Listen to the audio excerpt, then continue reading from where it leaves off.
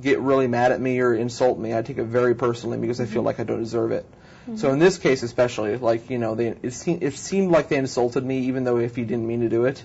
Right. So I don't think I'll be working with them in the future. But, I mean, obviously they don't even want to. So it's not a problem. Well, we all thought it was just silly. We felt like it was more silly than anything because we knew you. Yeah. We knew that it's not true, obviously. Yeah. Do you think you should be sponsored? I mean, I certainly would like to, but, they've been in the poker. Everyone's been in the poker industry for a while, so they know what people want to see.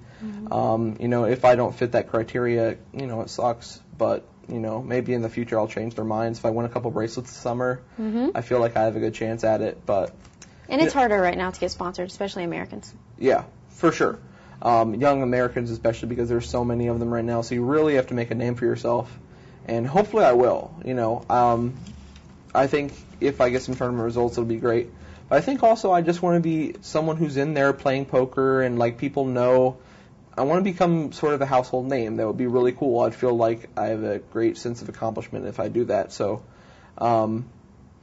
that's pretty important to me. And getting sponsored would be great, making the extra money. But I don't want to get sponsored without becoming, like, one of the actual really best players, because then I would feel like I don't deserve it. And you used to say that, and I would get so annoyed. You remember I would try and interview you, like, right when you first started playing, and you're like, no, I don't deserve to be interviewed that much. Remember? I wanted to interview you. You're like, no. But now you're so much better at it. What's the biggest misconception about being a player? That everyone has money. Yeah. Everyone is, like, ridiculously rich. People look at, like, the number one thing is tournament cashes. Everyone looks at, like, Phil Hellmuth has, like, $10 million in tournament cashes or whatever, and so everyone thinks he's up $10 million from tournament poker. He's been playing tournament poker for 20 years. Yeah. There's a lot of tournament buy-ins every year. And, people have to pay taxes, and people have other things. Like, Jamie Gold has over $12 million in earnings, but he got less than half of that from that one tournament just because of all the stuff he had to go through. Right. There are a lot of problems with that. And, a lot of people who you think have a ton of money, myself included, just don't have nearly as much as you think. Right. Because there's a lot of rake out there that you don't expect. There's actually rake from tournaments and cash games and people who scam you and stuff like that. It's all, it all ends up, like poker players make a pretty decent wage, but it averages out to be a lot less than what you think. Sure. Over under on winning a World Series of Poker bracelet. How many years? I'd love to be able to put the over-under on 0.5 and take the under. But I don't know. Like, people have said that, like, I'm a 4 or 5, 6-to-1 dog or whatever. Like, some people think they're like a 3-to-1 dog to win a bracelet. I don't know if it's really that.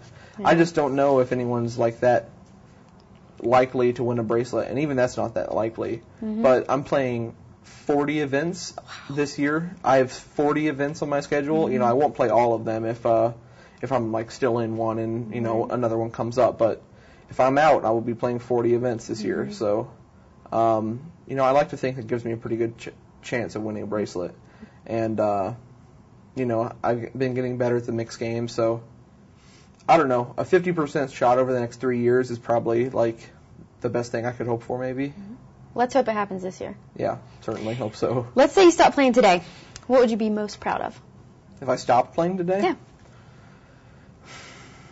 That I made so many friends and made so many connections with all these people. Because I feel like poker players really are, like, the most awesome people ever. Poker players are one of those, it's a kind of group, and, like, the poker media, I suppose, is like this too, and just people who trust each other all the time.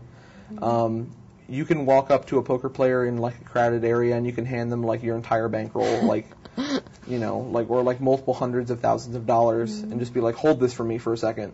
And they'll be like, oh, okay. And you feel like, okay about it. Yeah, you walk back like 3 hours later and it's like, hey, you got that money? He's like, yeah, here you go. But if you walk up to any other person and hand them like $100, they're going to be really tempted to run away with it. You make prop bets with people. If they're a poker player, you trust them completely. If they're some random Joe on the street, you probably don't. And I even feel like some of the more well-off people will probably be like that if they're, not gamblers. Whereas gamblers, I feel like there's such a high code of morality because it's so important, it's so hard to keep that. And if you lose it, it's just gone forever. All right, Jamie, thank you.